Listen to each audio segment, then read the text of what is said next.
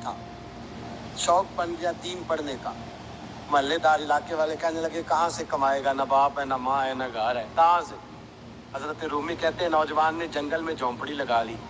वहाँ वो सुबह मदरसे जाता, शाम को जंगल में रहता, वहाँ अल्लाह अल्लाह करता, सबक याद करता। एक दिन बादशाह की बेटी रास्ता भूल गई, जंगल में आई सहेलियों के साथ, बॉडीगार्ड भी साथ थे पर रास्ता भूल गई। खोती खोती शाम हो गई, ऐसी खोई कि जब रात गहरी हो गई तो आके उस नौजवान के पास रुकी और चिल्लाने लगी। शेर के दहाड़ने की आवाज आती है, भेड़िए के बोलने की आवाज आती है। नौजवान अकेला, सहेलियां बिछड़ गई, गार्ड बिछड़ गए।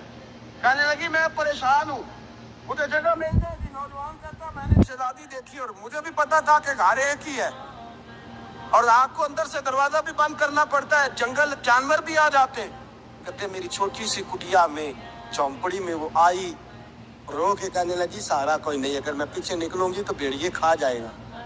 कहते मैंने उसे जगह दे दी। अकेली औरत, चिराग जल रहा है, सबक याद कर रहा हूँ। मेरे नबी पाक ने फरमाया जहाँ मर्द औरत अकेले हो तीसरा शैतान होता है। और शहजादी, वो बच्चा कहता है सबक याद करता रहा सारी रात।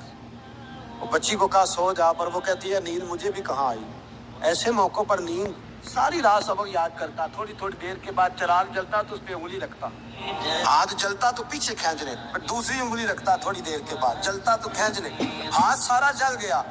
सुबह किरणें चमकी तो कहने लगा चल निकल जा, दौड़ जा, बस बड़ा सब्र का इम्तिहान हो गया, चली जा।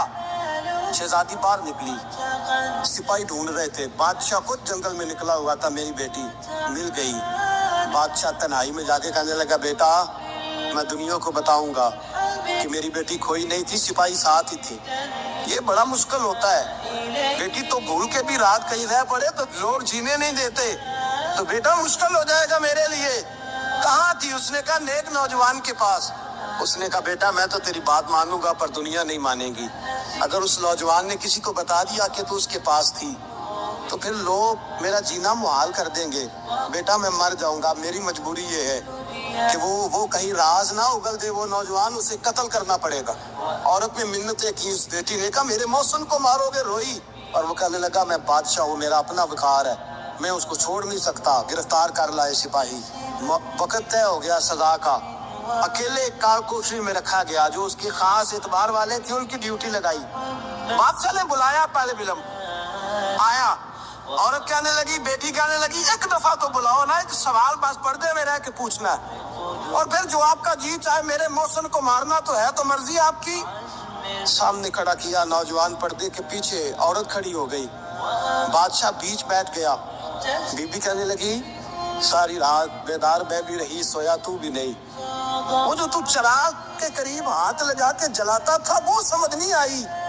नौजवान रो पड़ा, कहने लगा क्या करूं, मैंने रसूलुल्लाह का दीन पढ़ा है। क्या करूं, मैंने हुजूर का दीन पढ़ा है। मैंने पढ़ा है कि जानी को सबसे नीचे दोज़ख के सबसे निचले दर्जे में जलाया जाए, उसे जहन्नमियों का पीप और रेशा पिलाया जाए, कंद खिलाया जाए। ये रवायतें पड़ी हुई थी। थोड़ी थोड़ी देर के बाद शैतान मुझे कहता था बदकारी कर ले। मैं अपना हाथ उसी वक्त जब शैतान मशवरा देता तो मैं आग पे करता। मैं कहता अगर ये बर्दाश्त हो गई तो वो भी हो जाएगी। जब आग जलता तो मैं समझ जाता नहीं तुझसे तो ये नहीं बर्दाश्त होती तो वो कैसे हो। फिर मुझे शैतान मशवरा देता कोई देख नहीं रहा, तू बुलाने नहीं गया, खुद आई। मैं दूसरी उंगली लगा देता। मैंने आग जलाया और मैं समझ गया जब छोटे से चिराग की इतनी सी शमा की आग नहीं बर्दाश्त होती तो दोज़ख कैसे बर्दाश्त होगी। कहता मैं बाज आया। बादशाह ने ये कहानी सुनी, लफ्ज सुने तो चीख मार के रोया। कहने लगा तालिब इल्म तू तो मेरे नबी का सच्चा गुलाम है और मेरे रसूल के जो सच्चे गुलाम होते हैं उन्हें फांसियां नहीं दी जाती, उन्हें तख्त पर बिठाया जाता है। अब तुझे सजा नहीं होगी बल्कि मैं अपनी बेटी का निकाह तेरे साथ करूंगा और मेरे बाद इस सल्तनत का बादशाह भी तू ही बनेगा। अब वो नौजवान वहां नारे लगा रहा है, कहता लोगों तुम मुझे कहते थे दीन से क्या मिलता है, दीन से तो अल्लाह तख्त ताज भी अता फरमा देता है। अगर नौजवान शर्म हया वाले बन के रहे अल्लाह सारी इज्जतें दे देगा। देखे ना अल्लाह के फजल से इज्जत मिलती है और जब कोई इज्जतदारों जैसा काम ही ना करे। एक बात और अर्ज करनी है पर वक्त थोड़ा रह गया। जवानों मैं ना जब कभी परेशान होता हूँ ना तो मैं ये वाली बात खोल के पढ़ता हूँ वाला। ये बात ढारस बनाती है, ढारस توانائی دیتی ہے، پورا مضمون باندھا ہے۔ اعلیٰ حضرت کہتے ہیں بہروپیہ تھا، مداری، روپ بدل بدل کے دکھایا کرتا تھا، بادشاہوں سے انعام لیتا تھا۔ ایک دن اورنگزیب عالمگیر کے پاس آ گیا، کہنے لگا میں روپ بدلوں گا، اگر آپ پہچان نہ سکے تو میں انعام لوں گا۔ آپ نے فرمایا میں کوئی ایسے ویسا بادشاہ نہیں، کہا مجھے دھوکہ دینا مشکل ہے، کہا نہیں میں روپ بدلوں گا۔ حضرت اورنگزیب عالمگیر بڑے نیک بادشاہ گزرے، بڑے پرہیزگار آدمی، وہ بے روپیہ کہنے لگا میں روپ بدلوں گا، آپ نہیں پہچان سکیں گے۔ فرمایا چل جتنا تیرے اندر زور ہے لگا لے۔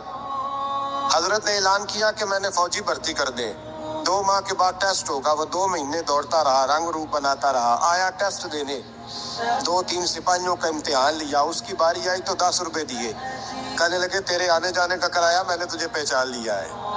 کچھ دنوں کے بعد جانے لگے سفر پر تو بھکاری آ گئے خیرات مانگنے، اس نے بھی سارے منہ پر سیاہی مال لی، کپڑے پھاڑ لیے، سر کے بال مڈا لیے، پگیں تک کٹا لی، بدرنگ ہو کے آیا، کاسا آگے کیا تو حضرت نے 10 روپے ڈالے، کہنے لگے تیرے آنے جانے کا کرایہ میں نے پہچان لیا ہے۔ کچھ دن گزرے تو ٹیچر کی ضرورت تھی، اس نے منہ سے بڑی کر لی، داڑھی نکلی لگا لی، سر پہ چنا کیپ پہن لی، ایک شیروانی لے لی اور ہاتھ میں چھڑی پکڑ کے آیا، کہنے لگا میں استاد ہوں، 2-4 بندوں کا امتحان لیا، اس کی باری آئی تو 5 روپے دیے، 10 روپے دیے، کہا تیرا کرایہ میں نے پہچان لیا۔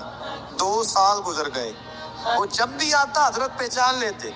ایک دن سفر پہ جا رہے تھے، بہت بڑا لشکر تھا، جہاد کرنے جا رہے تھے اورنگزیب عالمگیر، تو دیکھا ایک پہاڑی ہے، پہاڑی پہ لوگ جا بھی رہے ہیں آ بھی رہے۔ اورنگزیب عالمگیر پوچھنے لگے یہاں کیا ہے؟ کہنے لگے بابا جی بیٹھے ہیں دعا کرتے ہیں، اللہ کے نیک بندے ہیں۔ اورنگزیب کہنے لگے یار پرانے لوگ سارے ہی اللہ والوں کو مانتے، یہ بھی مصیبت آئی ہے جتنی نہیں آئی ہے، سارے لوگ ہی مانتے۔ کہنے لگے ذرا میں دعا نہ کرا لوں، بچے کام جا رہا ہوں۔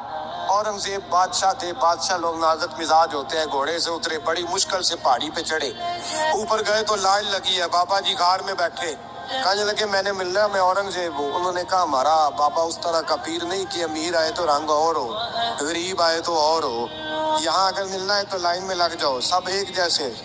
اب لائن میں کھڑے ہو گئے، 50 آدمی آگے تھے، کہتے ہیں 51واں نمبر تھا، تھک گیا دھوپ میں کھڑا کھڑا۔ جب میں پہنچا غار کے دہانے تو میں نے بابا جی کے چہرے پہ نظر ڈالی تو بڑا نورانی چہرہ، بڑی خوبصورت لب و لہجہ۔ میں نے کہا میرے جیسا آدمی بھی پگڑی باندھ لے تو اچھا لگنے لگ جاتا ہے، بڑا خوبصورت انداز۔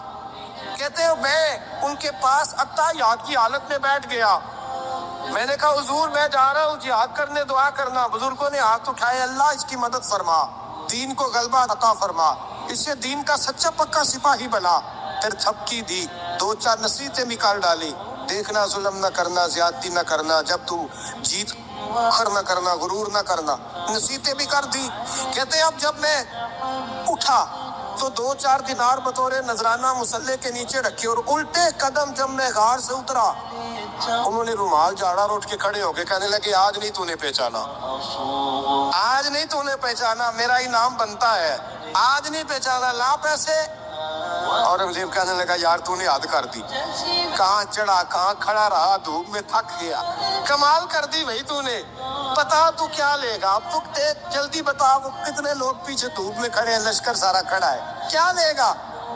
اس نے کہا سب سے قیمتی ہیرے وہ ہے جو تیرے سر کے تاج میں لگے ہوئے ہیں، مجھے تیرا تاج چاہیے۔ اور بھائیو سننا اور یاد رکھنا، میرے اعلیٰ حضرت کہتے ہیں بادشاہ نے سر کے اوپر سے تاج اتارا، بہروپیے کے قدموں میں رکھا اور کہنے لگے یہ لے، اور یہ تو تیرا مانگنے پر میں نے دیا ہے نا، میں واپس آتا ہوں تو آنا، میں اپنی مرضی سے بھی تجھے دوں گا، تو نے اورنگزیب جیسے بندے کو دھوکہ دیا، آنا میں اس وقت بھی دوں گا۔ وہ دے کر بس بات ختم ہو گئی، حد ہو گئی، دے کر کہتے ہیں جب میں پلٹا نا واپس، بہروپیے نے آواز دی بادشاہ ٹھہر جا، تو میں نے پلٹ کے دیکھا تو کہنے لگے یہ اپنا تاج لے جا، اٹھا اور لے جا۔ میں نے کہا 2 سال بیت گئے تجھے محنت کرتے، آج قابو آیا تو لے جاؤ، کہنے لگا لے جا، مسئلہ سمجھ میں آ گیا۔ میں نے کہا مجھے بھی تو سمجھانا، کہتے ہیں وہ پھوٹ پھوٹ کے رویا، اس کی آنکھیں برس پڑی، سیلاب کی طرح آنسو بہہ نکلے، تڑپا اور رو کے کہنے لگا بادشاہ میں نے جھوٹ موٹ رسول اللہ کی غلامی اختیار کی تھی، جھوٹ موٹ کی داڑھی، جھوٹ موٹ کی پگڑی، جھوٹ موٹ کا فقر، میں نے جھوٹ موٹ نبی پاک کا لباس پہنا ہے، تو تیرے جیسے بادشاہوں کے تاج میرے قدموں میں آ گئے ہیں، اگر میں سچ مچ رسول اللہ کا غلام بنوں گا تو اللہ کیا کچھ عطا فرمائے، اللہ کتنی نعمتوں سے نوازے۔ میرے اعلیٰ کیا فرماتے ہیں؟ اعلیٰ حضرت فرماتے ہیں فرشتے بھی کرتے ہیں